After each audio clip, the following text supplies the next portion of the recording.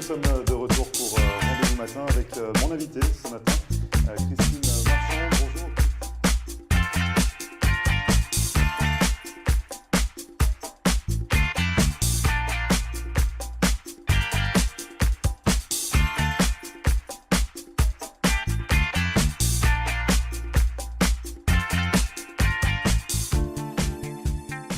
Bonjour à tous, bienvenue. Nous sommes le mardi 30 mai. Merci de regarder Rendez-vous Matin, votre émission quotidienne qui donne la parole à ceux qui font l'actualité. Et aujourd'hui, émission spéciale consacrée à l'immobilier. On va parler avec Vincent Noré, qui est broker sur Hollywood, de l'investissement dans les buildings et puis également de la gestion immobilière. On en reparle juste dans un instant après la météo, avec un ciel qui se couvre actuellement sur Hollywood et dans le sud de la Floride. Quelques orages attendus au cours de la journée. Côté Mercure, il fait encore assez chaud. Comptez 28 degrés actuellement sur Hollywood, 83 degrés Fahrenheit. Et on attend 31 degrés au meilleur de la journée, 88 degrés Fahrenheit. Ne bougez pas, on revient juste après ça.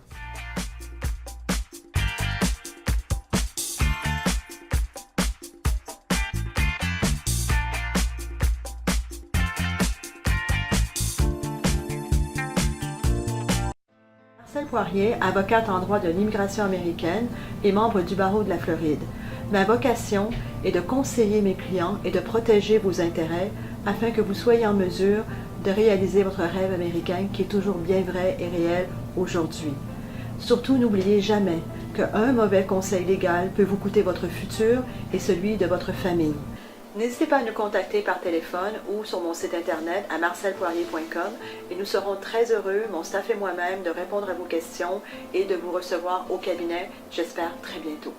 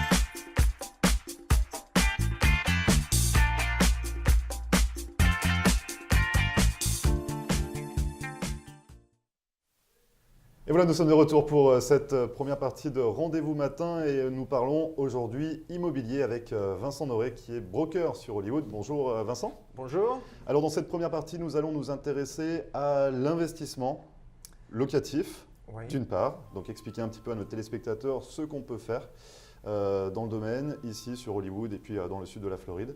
Alors qu'est-ce qui est intéressant? Vous parliez d'investissement locatif mais avec des valeurs immobilières assez importantes. Oui, avec l'expérience que j'ai eue avec plusieurs années avec beaucoup d'investisseurs, la plupart des investisseurs pensent qu'au départ, il vaut mieux acheter plusieurs maisons par exemple et puis plusieurs appartements. Et puis c'est une façon d'avoir une certaine expérience et après de passer à des buildings, des propriétés avec plusieurs appartements.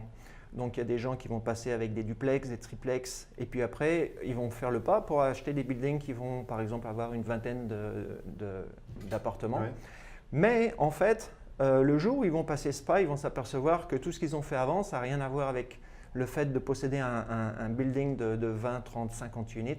Et au niveau de la banque et de qualifier pour avoir les prêts et tout ça, ça va être la même chose. Ils vont considérer cette personne comme si cette personne n'avait absolument aucune expérience. Donc c'est-à-dire que ce serait du temps perdu. Oui.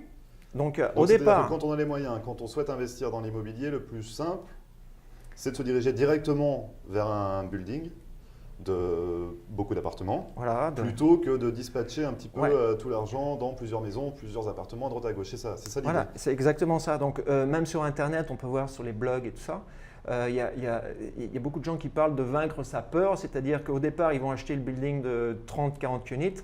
Quand ils vont se promener dans le building, au départ, ils vont se dire « Mon Dieu, qu'est-ce que j'ai acheté là ?» Et puis après, plus ils vont se promener dans le building, dans les murs, ils vont se dire « C'est à moi ça », puis ils vont commencer à se battre pour avoir le management approprié, pour diminuer les frais, etc., etc. Et puis là, du coup, ils vont se dire « Mais finalement, ce n'était pas si difficile que ça ». Donc, Il y a une crainte au début. oh oui, oui, toujours. Et cette crainte-là, c'est ce qui fait que la personne, les gens vont penser à acheter plutôt plusieurs appartements séparés, des maisons, des choses comme ça. C'est rassurant dans un premier temps, on se dit on essaye, Ouais. on verra ce que ça donne. Voilà. Mais ce n'est pas l'idée. Finalement, non, parce que ça peut être un cauchemar. À quel niveau ? Ce que je disais, par exemple, vous avez plusieurs maisons, mais certaines, vous allez avoir, mettons, un patrimoine de 50 maisons, mais vous avez 50 toits, vous avez 50 adresses. Donc, il va falloir aller se promener de tous les côtés pour vérifier, etc. C'est pas évident aussi pour collecter les loyers, les machins, il y a les chauffe-eau. Bon, si tout est rassemblé dans le même building, souvent on diminue les frais, donc vous augmentez la rentabilité. Et, Donc déjà, c'est une première chose, diminuer les frais parce qu'on est sur place, on Voilà. est tout au même endroit. Exactement. Et dans le commercial, donc aux États-Unis, le commercial, c'est tout ce qui est 5 unités et plus. Mhm. Vous avez accès à des loans commerciales que vous n'avez pas accès quand vous achetez des maisons. Par exemple, vous achetez 5 maisons dans l'année. Au bout de la 5e, la banque va dire vous avez suffisamment de crédit, ça suffit. Si vous achetez du commercial, la banque, à un certain niveau, va regarder le building que vous achetez et pas votre credit report ou vos incomes. Donc, il n'y a pas de limitation. Donc, vous pourriez acheter 50 buildings dans l'année. Donc ça aussi, c'est un autre avantage. Oui. Il n'y a pas de limitation au niveau du crédit. Et Ça repose uniquement sur les incomes du building et sur la rentabilité du building, comme si c'était une compagnie avec des rentrées et des sorties. Donc, pour passer le cap et je dirais aller directement là où c'est intéressant, des fois, il faut de l'aide et puis il faut avoir des professionnels avec soi. Donc, justement, vous êtes là pour ça, c'est un peu le but. Non mais l'idée, voilà, vous parlez de crainte, vous parlez d'avoir peur de franchir le pas, c'est pas évident de se lancer. Ça se passe comment ? Parce que finalement, on n'est pas tout seul. Voilà, donc comment dire, j'ai été broker moi pendant 15, 16, 17 ans. J'ai commencé en l'an 2000 exactement. Ouais. Et finalement, j'ai développé plusieurs portfolios, ce qu'on dit des portfolios, des real estate portfolios, des portefeuilles immobiliers pour des clients. Mais j'ai possédé aussi des petites maisons, des appartements, etc., et puis des petits buildings. Mais là où vraiment on fait de l'argent, c'est quand on est propriétaire. Mm-hmm. Donc, j'ai décidé d'attaquer les années qui viennent et de constituer un patrimoine immobilier. Mmh. Pour ce faire, c'est possible de le faire avec des partenaires, en partenariat. Justement, c'est ce qu'on va développer en fait. Donc ce partenariat, pour ceux qui souhaitent investir dans l'immobilier, ça se passe comment ? Alors, le partenariat, c'est des gens qui ont de l'argent qui voudraient sauter directement sur cette façon de faire de l'immobilier en achetant des immeubles. Donc, ça s'adresse aux personnes qui ont 2 millions et plus. Voilà. Grosso modo. Yeah, parce que 2 millions et plus, en général, il faut 25 à 30% de down payment, d'apport. Mm-hmm. Et ça permet d'accéder à des crédits qui sont aux alentours au-dessus de 5 millions, 5-6 millions. Et dans ce cas-là, c'est vraiment supporté par le building lui-même, pas par l'investisseur ou le partenaire ou le partenariat. Donc, ce qui permet d'avoir la garantie du building, mais de ne pas avoir des ennuis si jamais ça se passait mal. Alors, ce partenariat, il se noue comment ? On y arrive comment ? On le fait comment, ce partenariat ? Alors, c'est possible de me téléphoner directement. Et puis, j'ai des buildings qui sont sur le marché ou qui sont avant d'être sur le marché, qui sont disponibles, où on étudie les chiffres, les rentrées, les sorties. Et dans ce cas-là, effectivement, moi, je cherche des partenaires pour investir. Ouais. Et l'idée, ce serait d'avoir ces partenaires pour investir les 30% down payment, l'apport, mais comme la plupart du temps dans cette industrie, les gens qui font l'apport récupèrent par exemple 8-10% par an pendant 2-3 ans, ouais. Et puis ils récupèrent leur argent, puis c'est fini. Là, l'idée, c'est de continuer de travailler avec ces gens-là, puis d'avoir ces gens-là comme vraiment des partenaires. Et au À bout long terme? des 3 à 5 ans, ils récupèrent leur 30% et ils restent partenaires à 50% dans le building. Et quel est l'avantage justement pour ceux qui souhaitent investir? L'avantage, c'est de constituer un patrimoine immobilier en même temps que je constitue le mien. Et ça permet de réinvestir les 30% ou alors de faire ce qu'ils veulent. C'est-à-dire que vous restez ensemble On reste ensemble pour investir dans un autre. dans un autre En fait, c'est building. vraiment étendre voilà, son patrimoine, c'est ça l'idée? Voilà, c'est ça. C'est pas juste que le partenaire arrive, mette de l'argent en premier lieu, puis il s'en va au bout de 3-5 ans. Oui, exactement. Et puis après, vous vous retrouvez tout seul. Non, vous continuez Non. encore à investir. C'est ça le but en fait. Oui. C'est, Le but, c'est de garder un partenariat vivant et de constituer un patrimoine immobilier. Parce que le plus important, je dirais, c'est les personnes, plus que l'argent. Et quand on marche bien en équipe, c'est facile de constituer un patrimoine immobilier très rapidement, à cause de ces règles-là. Là, je ne sais pas si on a le temps de parler de ça, mais aux États-Unis, il y a plein d'exonérations d'impôts, etc., etc. Quand on fait ça suivant une certaine façon, avec des comptes IRA, ou alors des acomptes quand on vend un immeuble et puis qu'on garde le profit sur un acompte qui s'appelle un 1031, 1031, Ouais. 1031. Donc 10-31 et le compte IRA, c'est des comptes de placement, c'est ça? Les comptes IRA, c'est pour la retraite et les 1031, c'est pour ne pas payer la taxe Ok. sur la plus-value. Mais ça se reporte. Donc à chaque fois, si par exemple vous investissez 2 millions et puis dans 10 ans, ces 2 millions valent 25 millions. Beaucoup plus. Vous êtes imposé que sur les 2 millions? Sur les comptes IRA, vous serez imposé seulement sur l'argent que vous avez versé sur le compte initialement, Ouais. mais pas sur les profits, les culbutes Ouais. et puis les gains que vous avez gagnés. Et sur les 1031, ça sera reporté vraiment. Donc le jour où vous voulez vraiment garder ce profit, là, ils vont vous taxer. Donc c'est un report de taxes en fait. Mhm. Mais le report de taxes, ça met une façon de, éventuellement, si vous voulez vous séparer des biens immobiliers, d'éviter ces taxes avec des locations, avec des locations d'achat, etc., etc. Et enfin, ça, il faut voir des taxes, des avocats de taxes, des tax lawyers. Et sinon, c'est de garder le patrimoine immobilier, donc vous ne payez pas les taxes et vous avez des rentrées tous les mois. Donc ça, c'est un avantage également. Oui, donc un immeuble comme ça, ce qu'on vise, c'est des rentrées à peu près, disons, peut-être entre 50 et 100 dollars par mois pour chaque unit. Mhm. Et pour ceux qui ont peur en fait de s'engager avec un partenaire, parce que là on parle de 50-50 finalement. Après les 3-5 ans, Oui. quand le partenaire a rentabilisé un petit peu son apport, il est à 50-50 Oui, sur... il a récupéré son argent et il est à 50-50 dans un immeuble qui rapporte tous les mois sur les loyers et qui rapporte en valeur. Et comment rassurer finalement ceux qui ont une crainte de s'engager vraiment avec quelqu'un à 50-50? Ben, Parce que c'est un choix, enfin c'est un choix, Ouais. c'est... L'avantage, c'est que c'est garanti par le bien immobilier lui-même Mhm. et c'est un bien immobilier qui est plus comme une petite maison ou un petit appartement. Donc c'est comme une machine à faire des sous puisqu'il y a des loyers qui rentrent. Une machine à faire des sous. Voilà, on appelle ça un ATM. Mais bon, par contre, il y a des dépenses, donc les dépenses, il faut les surveiller et il faut apprendre à manager les managers. Voilà, donc il y a le management du building, il faut diminuer les frais et la valeur intrinsèque du building est déterminée aux États-Unis pour tout ce qui est commercial, Mhm. pour 5 unités et plus. C'est le rapport de le net operating income. Ce qu'on dit, c'est toutes les dépenses et les revenus et les dépenses de l'immeuble divisé par le cap rate. Et ce cap rate, il est donné pour Donc ça marche comment ce cap rate? le cap rate, c'est quand vous êtes dans cette région-là, le cap rate, il est de 6% ou 7% ou 8%. Donc ça dépend de l'État? Ça dépend vraiment de l'endroit, du bloc. Ouais. Ça dépend de... Donc, le cap rate ne bouge pas, mais ce qui bouge, c'est les dépenses et les rentrées.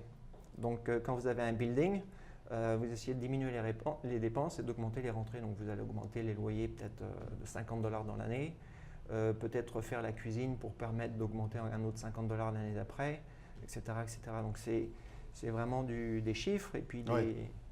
Il y a beaucoup d'informations, Vincent, du coup. Mais si il y a une chose à retenir, c'est si on souhaite faire un investissement immobilier, il faut réussir à franchir le pas Oui. et de se lancer dans un partenariat pour investir directement Voilà. dans un building entier avec 20 appartements ou plus. C'est ça Et l'idée. ici, ouais, et ici aux États-Unis, c'est ce qui se passe. Ouais. Les gens commencent comme ça pour Ouais. acheter des buildings. Ouais. Donc, Donc on oublie d'acheter une petite maison à droite, non, à gauche, on investit directement dans Ouais, dans un immeuble. Dans un immeuble. Ouais. Et j'ai des clients qui sont arrivés pour acheter une chambre et finalement ils ont acheté un building et une chambre. Et un appartement et une chambre. Bon, ils ont quand même eu leur chambre, c'était ça le principal. Et du coup, après, ça s'entretient, forcément, les appartements, ça se gère.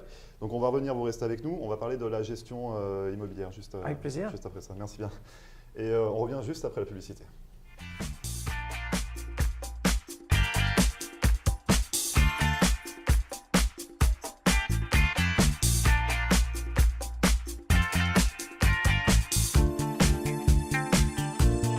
Le lycée franco-américain de Cooper City organise ses camps d'été à partir du 12 juin jusqu'au 4 août. Vos enfants âgés de 4 à 12 ans pourront ainsi bénéficier de nombreux ateliers, de la création théâtrale, de la danse, du jardinage, des cours de cuisine, de la gymnastique, de la pêche ou encore des activités aquatiques. Ces camps d'été offrent également des cours intensifs en français, espagnol et anglais, permettant à vos enfants d'acquérir ou de perfectionner ces langues tout en s'amusant.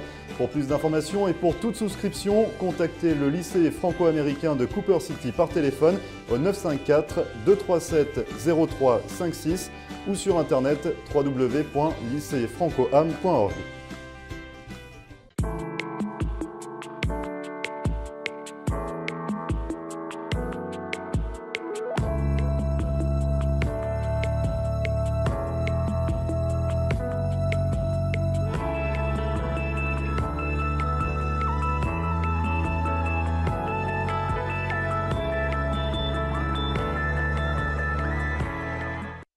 De nombreux Canadiens passent l'hiver dans le Sunshine State. Le mouvement des Caisses Desjardins a été la première institution québécoise à s'établir en Floride. Depuis 1992, Desjardins Bank fait partie de la communauté canadienne en Floride. Notre mission première est de fournir une offre de services renouvelée, adaptée aux besoins évolutifs de ses clients. Faire affaire avec Desjardins Bank en français, c'est simple et rassurant. Vous pouvez compter sur nos succursales de Hallandale Beach, Pompano Beach, Lauderhill et maintenant Boynton Beach. Partout en Floride, vous avez accès sans frais à plus de 1000 guichets Presto chez Publix. Desjardins Bank offre aussi les services bancaires mobiles et les dépôts de chèques via votre téléphone intelligent. Quels que soient vos besoins, propriétaires d'entreprise ou particuliers, Desjardins Bank peut vous aider à réaliser vos projets.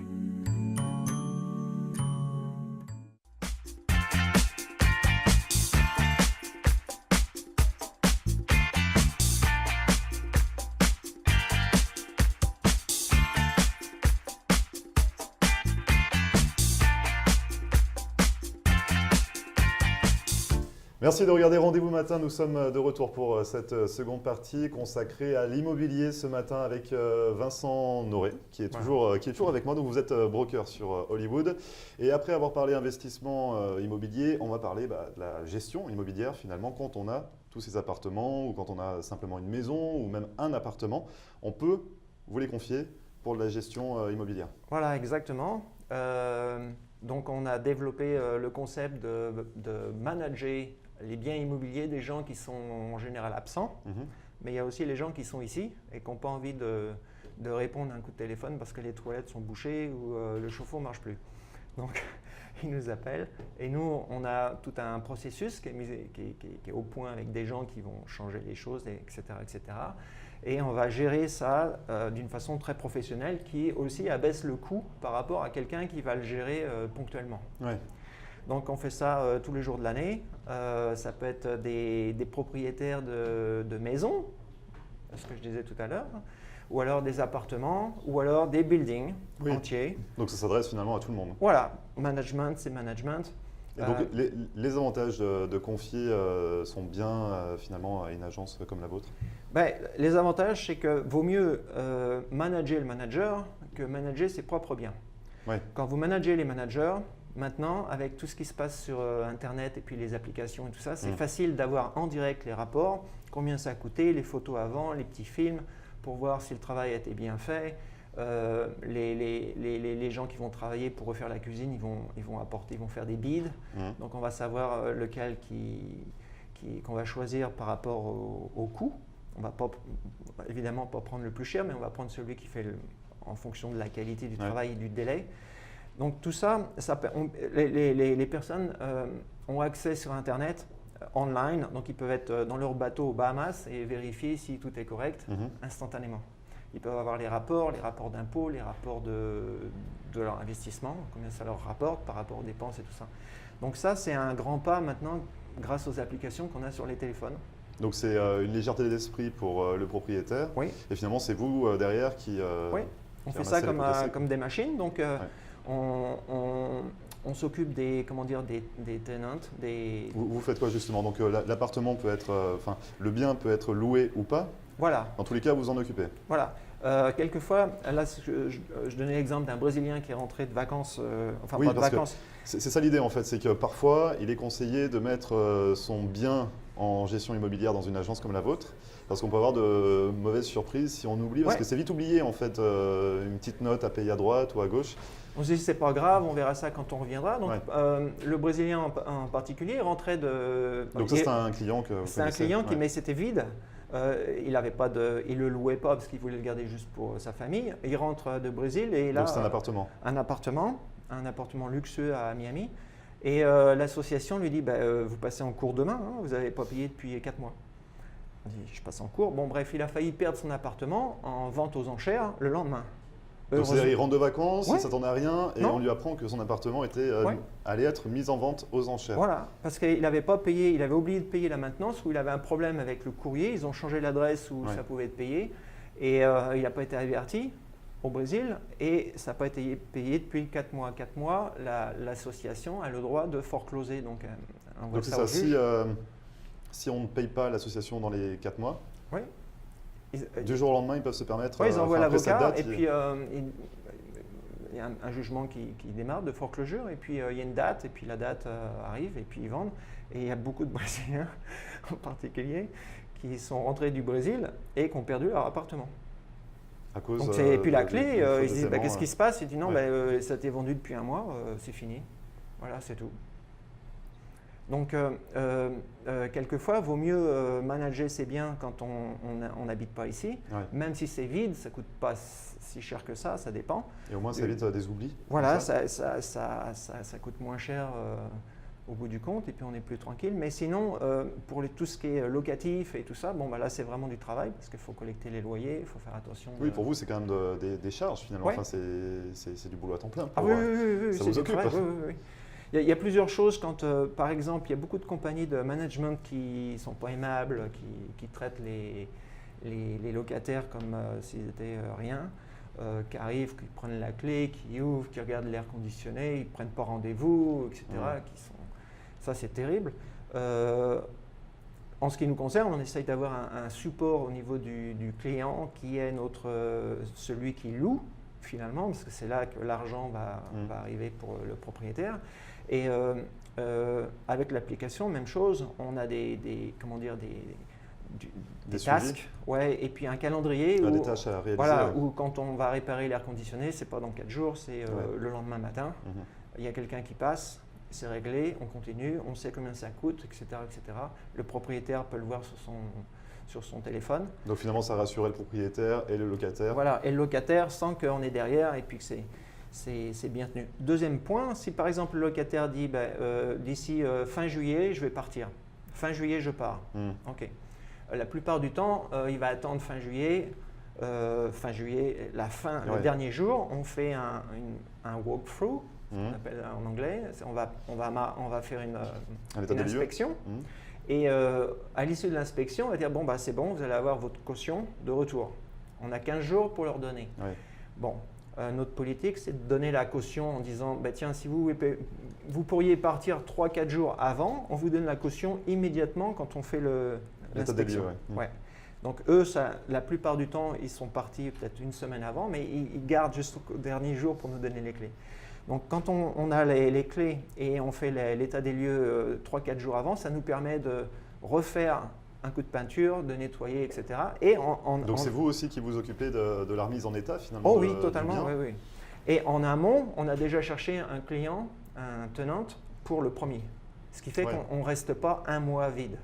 Donc finalement, c'est même pas le locataire qui doit se charger de trouver son successeur ou le propriétaire qui doit… Oh non, c'est nous, oui. Donc on a une machine pour trouver des locataires. Et le nom de la compagnie, c'est Rent Central. Et on cherche des locataires, on cherche des propriétés pour louer à ces locataires, et vice-versa. Donc c'est une machine constamment où il y a un roulement de locataires qui nous dit je voudrais un 2 bedroom, et puis en général c'est pour dans 15 jours. Donc on a quelqu'un qui va venir le premier.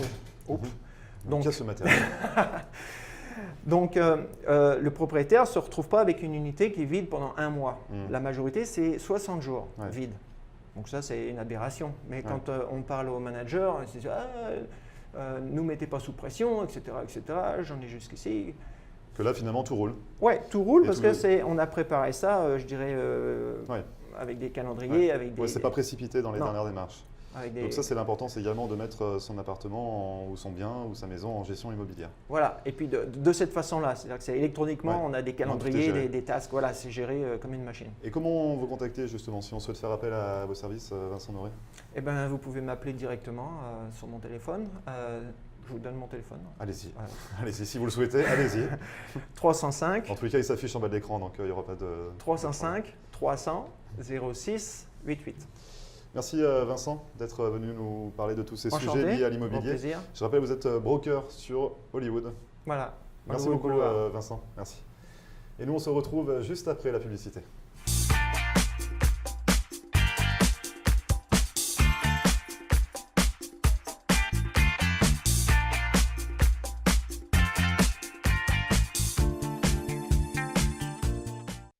Marcel Poirier, avocate en droit de l'immigration américaine et membre du barreau de la Floride. Ma vocation est de conseiller mes clients et de protéger vos intérêts afin que vous soyez en mesure de réaliser votre rêve américain qui est toujours bien vrai et réel aujourd'hui. Surtout, n'oubliez jamais qu'un mauvais conseil légal peut vous coûter votre futur et celui de votre famille. N'hésitez pas à nous contacter par téléphone ou sur mon site internet à marcelpoirier.com et nous serons très heureux, mon staff et moi-même, de répondre à vos questions et de vous recevoir au cabinet, j'espère très bientôt.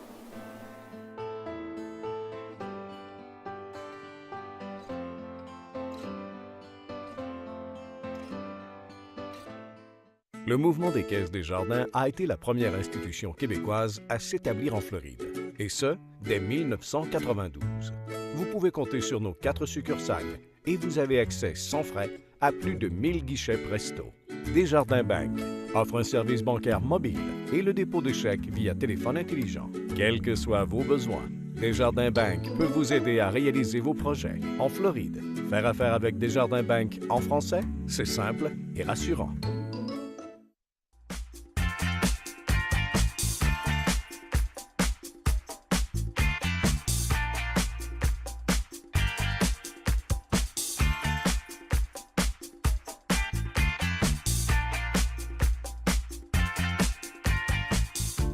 Rendez-vous matin, c'est fini pour aujourd'hui. Merci à tous d'avoir suivi cette émission que vous pouvez retrouver comme à chaque fois en podcast sur notre page Facebook floride.tv ou en rediffusion dès cet après-midi, 3h, ce soir 7h30 ou encore cette nuit à 1h du matin.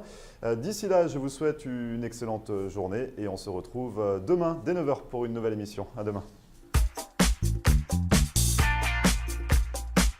Et voilà, nous sommes de retour pour Rendez-vous matin avec mon invité ce matin, Christine Marchand.